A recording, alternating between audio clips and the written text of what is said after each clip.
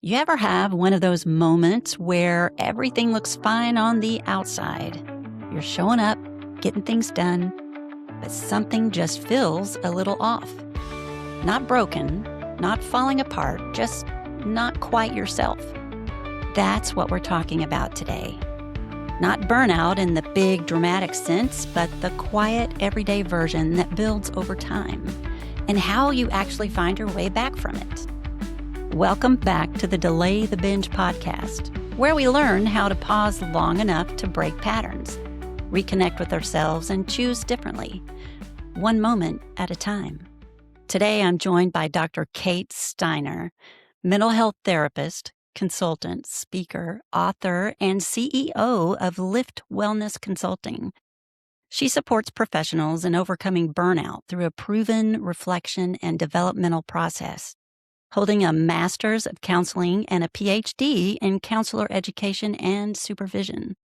Her work is grounded in the research-based Steiner self-reflective sustainability and wellness model, published in the Journal of Sorority and Fraternity Life Research and Practice. As a lifetime researcher in wellness and burnout, she is the author of Feeling Crispy, a guide to burnout recovery, and hosts the Feeling Crispy from Burnout to Recovery podcast. Her mission is to end the burnout cycle for professionals so they can live happier, healthier lives. She spent years studying burnout and helping professionals recover from it. But what makes this conversation so powerful is that she's lived it, not just studied it, but walked through a season where she didn't quite feel like herself and found her way back. Kate, I'm so glad you're here. Welcome. Thank you for having me, Pam. I'm so delighted to be here with you today.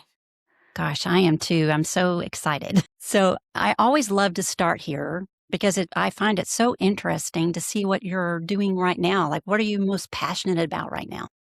Yeah.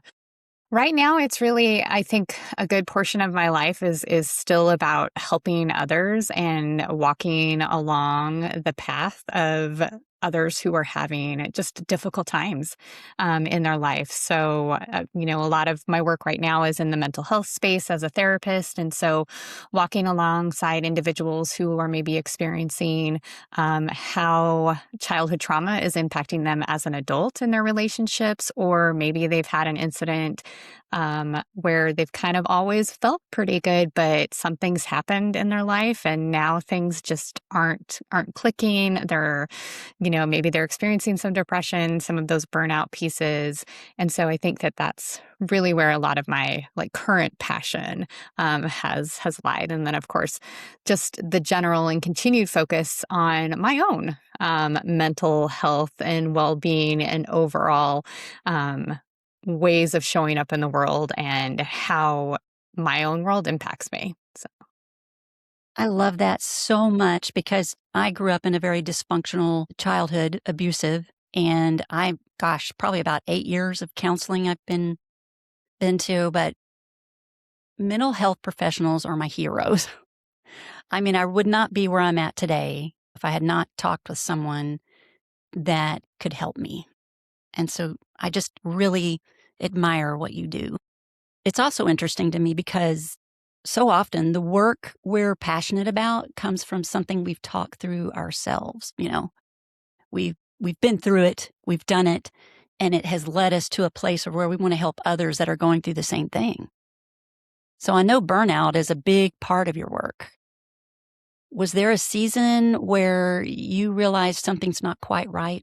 I've actually had multiple seasons, I would say, where I didn't feel quite like myself, or things weren't going, quite in the way I hoped they would, or I was feeling overwhelmed or stressed, or, had times in my life where I was stuck in a push through cycle. But the one that is most prominent for me, and I think that I base a lot of my work on now, is happened in 2013, December 2013. And it was a moment where I just really truly realized that I had, over probably the course of the year prior to that, had become the worst version of myself. And so I was actually having a great day. I had defended the written comps for my PhD program and had been given like the green light to move ahead and start my dissertation research and all of those kinds of things. So really all I wanted to do that day was celebrate. And it was a really bitterly cold day. This was in Wyoming. So super cold day. At the end of the day, I had went outside to meet my partner at the time, had asked him to come pick me up, and stood outside in the frigid cold for probably close to 20-25 minutes before he finally showed up. And in that time frame, like with every moment that passed, like that elation and the celebration and the joy that I felt was just gone. It just shifted right into anger. And so I was pretty pissed off by the time he pulled up, and cold. I was Yeah. pissed and cold. And so I got in the car and he doesn't even say anything to me. He's on the phone with someone else. We start to kind of head out of the parking lot and I lost it. Like I completely lost all sense of just everything around me. And I lashed out, not at him, but I did hit the dashboard with my hand. And then I hit it with my other hand. And he then looked at me and was like, I think he said something to the effect of, why don't you just calm down? Or why are you acting this way? Which didn't help me feel any better or calm down at all. Right. It's the Not opposite. the most helpful phrase. And in that moment, that's when I was like, oh my gosh, like I don't want to be this person. Um, this is this is like a terrible version of myself. And I don't like this version of myself. And I don't like the way I'm feeling right now. And so the next day, I did what you're supposed to do when you're in a counseling program. I scheduled a counseling appointment and was like, I've got to start working through this because, yes, work was super taxing at the time. And that relationship was very taxing at the time. And my PhD program was very taxing at the time. But there was also like something else. And it was the buildup of, I think, all of those things and the overwhelm and the stress and the fact that I had been pushing myself through all these things for at least a year, if not. And it builds up over time, correct? That's been my experience too. I just keep pushing it down, ignoring it, and it just keeps building.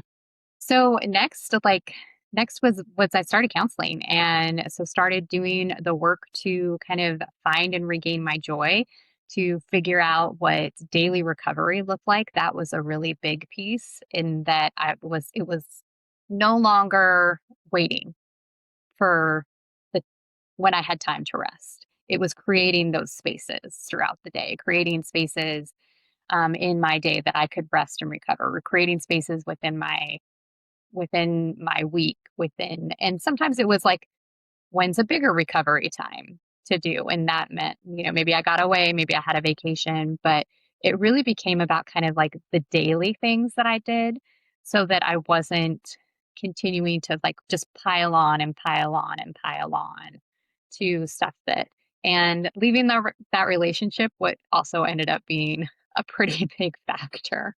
But Okay. yeah. Relationships. I look back at all mine and I'm like, man, what did I learn from that? It's definitely a learning experience. Well, and it's interesting because I think a lot of people don't even call that burnout at first. They just think they're tired or off or they just need to take a vacation. The early signs are there, but we don't recognize them at the time. What were some of the early signs you didn't recognize at the time? Yeah. So, and I will be honest, like I had already been studying burnout, wellness, longevity, all of these things. I was very much in the research of that because that was a big part of my PhD program. And I was interested in it for a long time prior to that. I didn't call it burnout. Um, I was, I was overwhelmed. I was stressed. I was in a bad relationship, or at least an unhealthy relationship. We just brought out the worst in each other. But so I think some of the things looking back that I had missed were, um, I really noticed this when I look at pictures of myself from the time, and it was my smile, right? So I would smile, but it wouldn't go all the way up to my eyes. So it was kind of was very much going through the motions of life, but not actually participating in life. And so looking back, I think I realized that I wasn't feeling present a lot of the times. I was either thinking of what had happened before, kind of past stuff, or I was worrying about future stuff. So, kind of that future anxiety, thinking those kinds of things. Like sleep wasn't great. So, definitely either feeling super fatigued, not being able to sleep, or wanting to just sleep all the time was a piece of that. Just some general anxiety of feeling like I wasn't doing enough or I should be doing. There was a lot of shoulds in my life.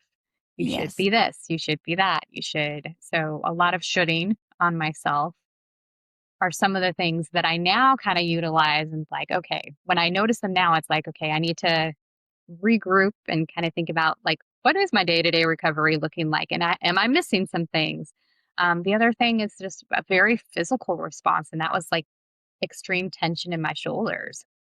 And that's a big one for me now. If I notice that I'm going through the day and my shoulders are up by my ears all the time or like the entire day, and I have to like consciously relax, I know that it's a time that I need to probably reassess and kind of regroup on what my own recovery plan looks like. Right, and I can so relate to that. You talk about something I love, and they're burn events, small everyday moments that slowly drain you, and it's so similar to what we discuss on this podcast, which is quiet depletion, which it affects mostly women, and it is because we're checking off all the boxes, we're doing all the things with our career, with our family, with all of it, and we're just slowly depleting, mentally exhausted. What's an example of a burn event that people might completely overlook? Yeah. So I actually refer to burn events as like two, like we have two types of burn events. So we have those expected burn events. So these are the things that are all like they're on your calendar. You could look at your calendar and you're like, oh, I know that's going to be a tough day Yeah. because maybe you have a meeting with an individual that you just don't get along with and you still have to go through the meeting, or maybe you have a project due.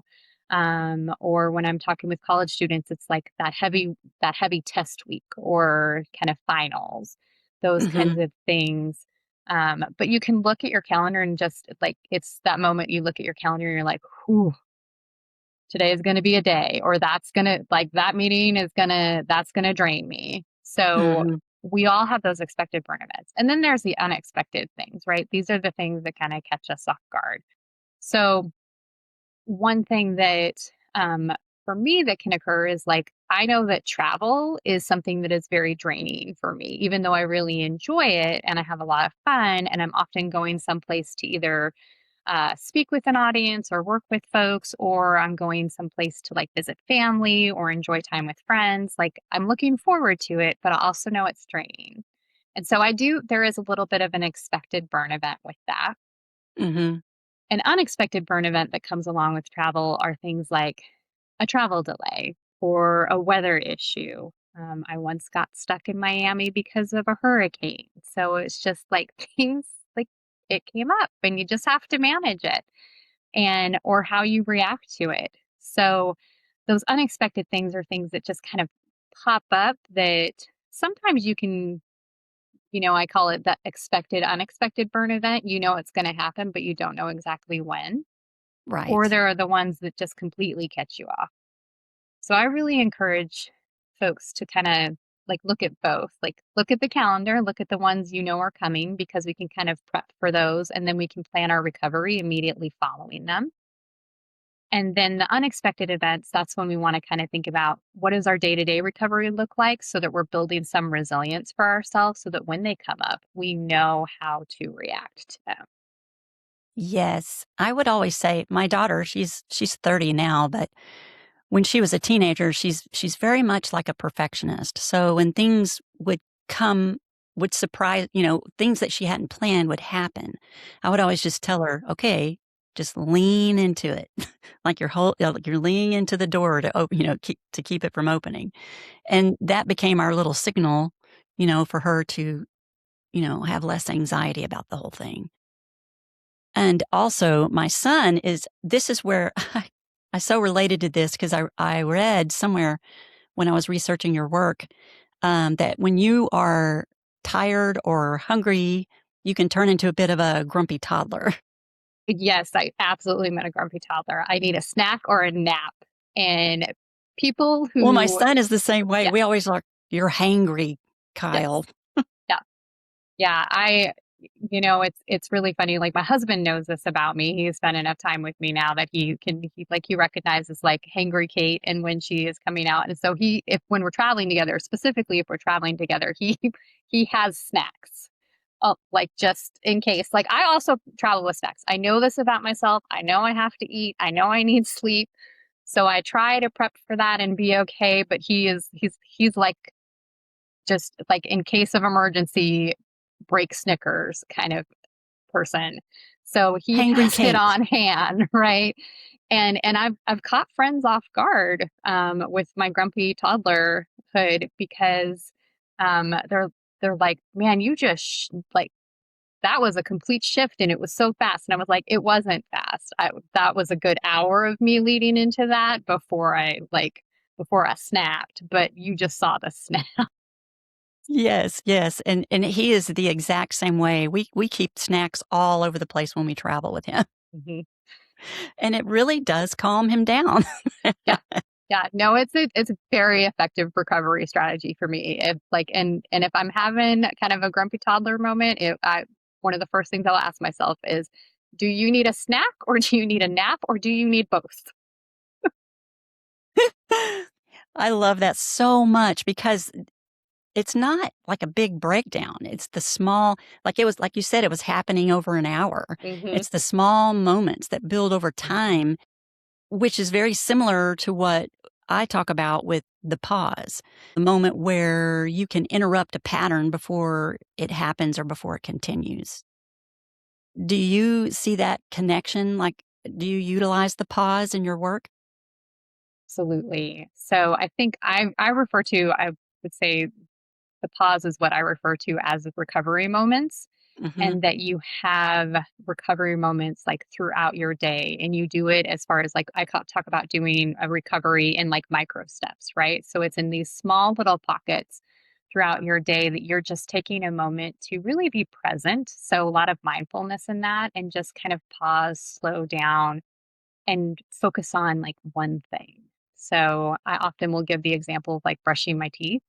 So I used to be one of those folks that when brushing my teeth, like I have an electric brush, so I would start brushing my teeth and then I would like try to get other stuff done, like running through the house trying to do other things while I'm brushing my teeth. And all I would end up doing is like spitting on my shirt and making a mess or not doing a great job brushing my teeth. And I never really got anything else done.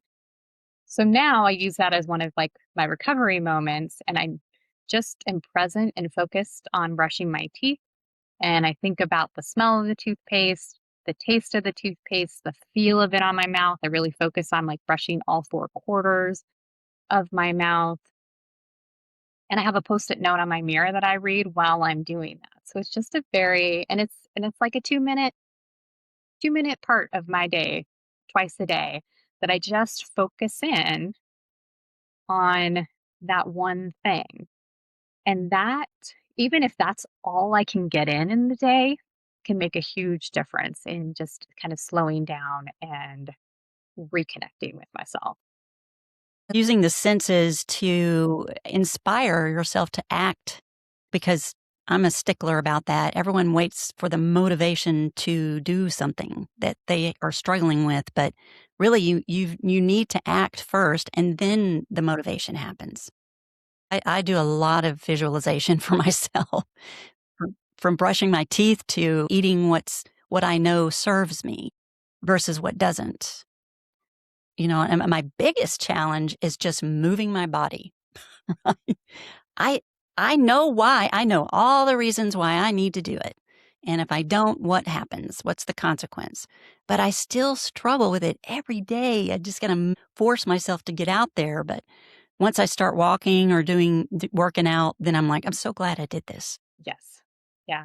Yeah. And I love that you kind of brought up like the feeling of motivation, right? And so I've started thinking about motivation a little bit differently over the years Hmm. because we used to think about it in terms of like it's this resource, right? You either have it or you don't. And now I really think of it more in terms of like it's one of our emotions. And the Hmm. cool thing about our emotions is that we can actually direct and kind of call in different emotions and have a little more control over what our emotions are. So you talked about like the visualization and how like that can kind of create space for different emotions. And I think we can do a lot of that with motivation. And I have found that when I think about it in that way, it's a lot easier to like grab onto than when I think about it as this resource. And because then it's like, oh, well, I don't have it. So I guess it's just not going to be here. I'm just waiting. I'm just going to wait around until it shows up.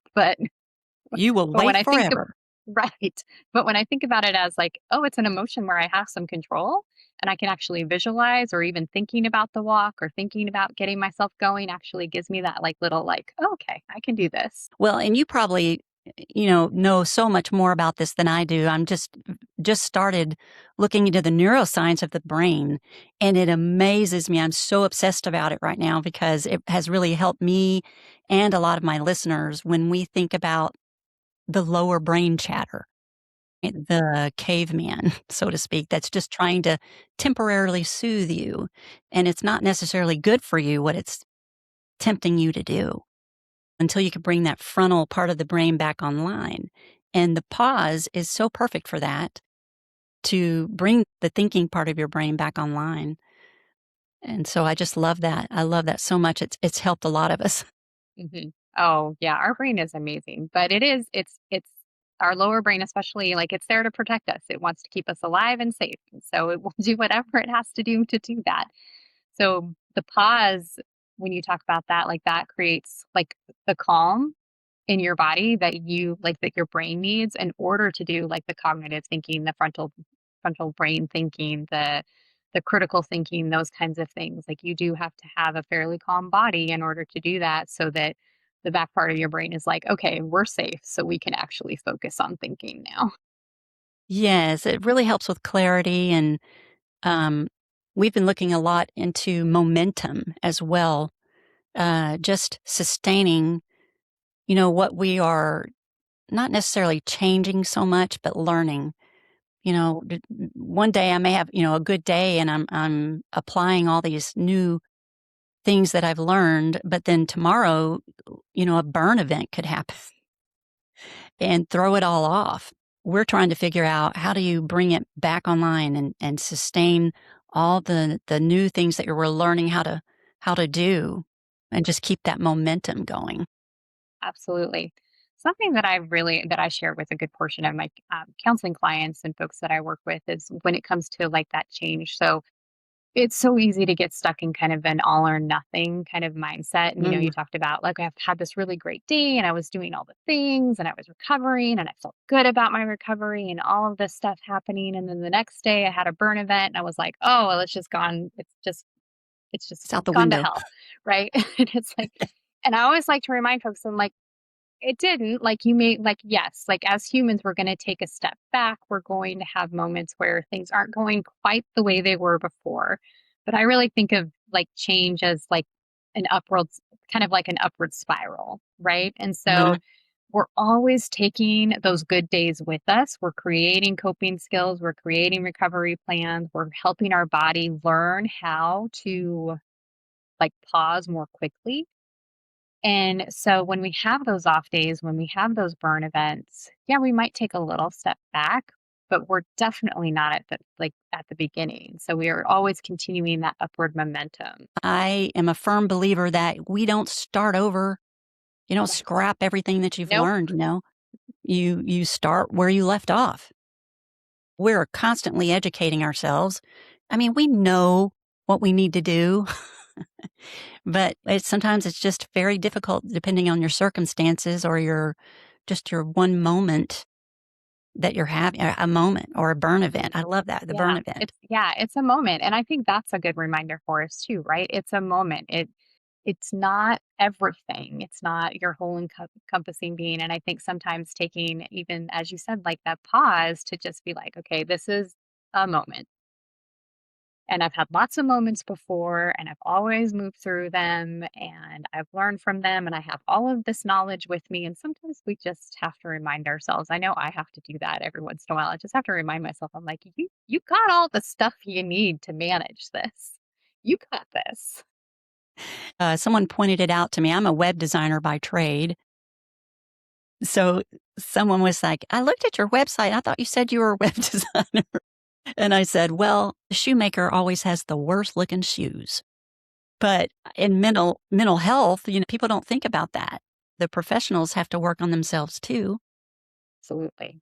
But for someone listening right now who feels that not completely burned out, but just not themselves, they're more tired than usual.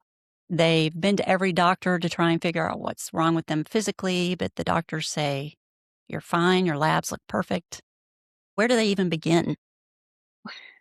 I would say begin with a micro step, right? So choose one thing that you might do differently and start doing that every day and kind of creating that little habit. So it could, a couple of different things that could, micro steps could be, it could be being active. So just like moving your body a little bit. And when I say like a small thing, I mean like you do like, you put on one song and you have a dance party and then you're done. Like that was your thing for the day.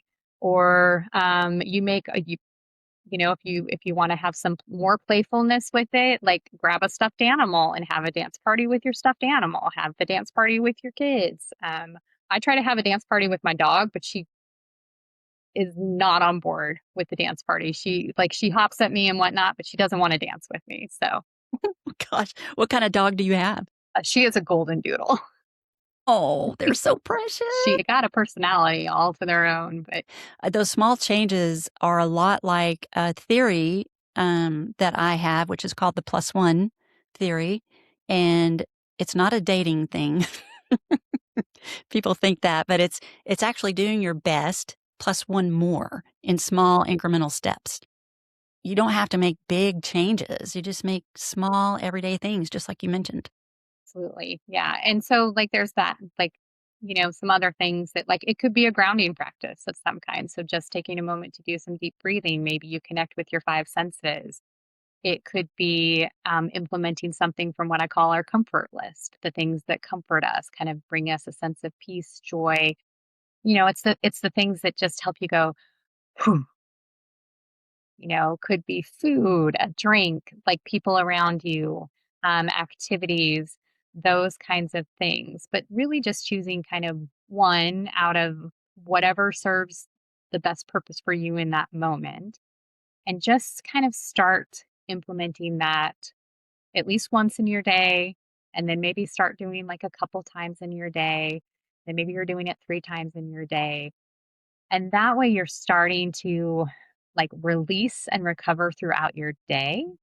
And you're not waiting for the weekend, the end of the day, your next vacation, the next holiday, whatever it is, like whatever that moment was, and you're like, when I get to that, then I'll rest and recover. Just pick something small and just start doing it daily. I'm a huge advocate for journaling. And every time I mention that to anyone, they're like, oh, it's just another thing for me to add to my day. And I always tell them, it's like seconds. You don't have to write a book. You just need to every day just make a note about how you're feeling or something that happened or something you noticed.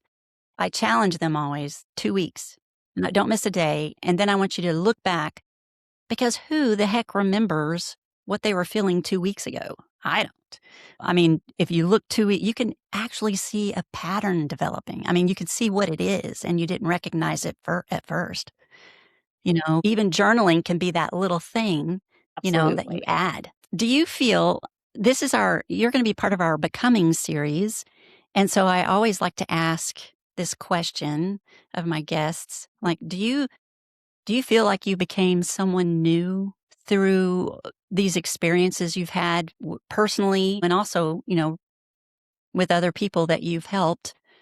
Or do you think that you came back to who you were all along? I think I became more authentic. I think is about like kind of what's coming to mind. I don't think I became someone new because I all the stuff that I had gone through and all the things that have happened in my life, and they've all led to like this same place, and they've informed who I am today.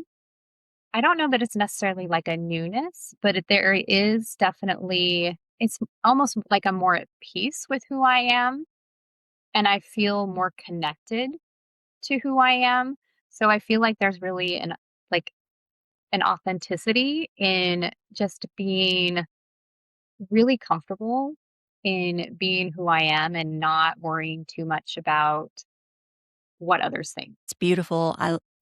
I can relate to that because that's how I feel too. And, even growing up the way I did, I used to just hate that happened to me. Why me sort of thing. But I know that it brought me to this place, to this person that I am that wants to help people and educate. I'm so curious. And I think my growing up the way I did made me curious just for survival purposes at the time. But it's carried on through my work. And I do reflect on the past, but I don't stay there. I just look at it to learn. And it's just this process of who I'm becoming.